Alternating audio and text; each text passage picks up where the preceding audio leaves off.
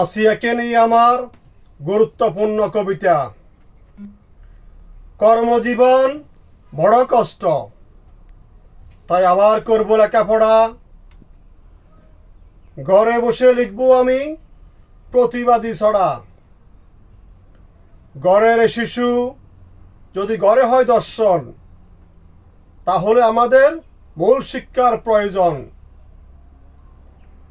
সারা বাংলায় আজ মূল শিক্ষার অভাব, তাই কিছু কিছু পুরুষের হয়ে গেল পশুর মতো স্বভাব।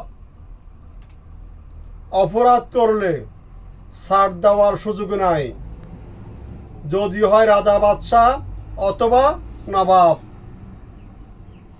মুগির দিয়ে দিতে হবে দাঁত ভাঙা জবাব। সবখানে চলবে না রাজনৈতিক প্রভাব।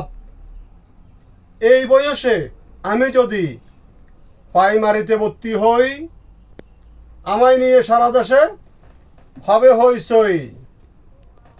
অনেকে প্রশ্ন করবে এত বছর ছিল কই।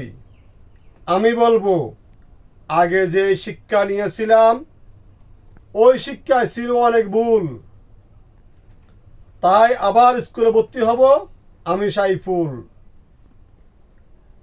8 বছরের দর্শিত শিশু নিয়ে যখন সারা দেশে তোলপাড়, সেই খবরকে পুঁজি করে গুজব ছড়িয়ে অনেকে কামায় টাকার পাহাড়।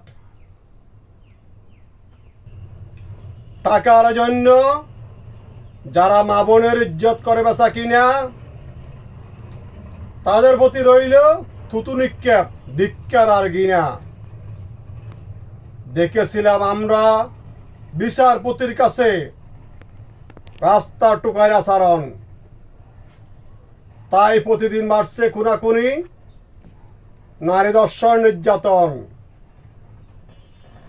জনাব তারেক রহমান দর্শিতর পাশে দাঁড়িয়ে পেয়েছেন সম্মান।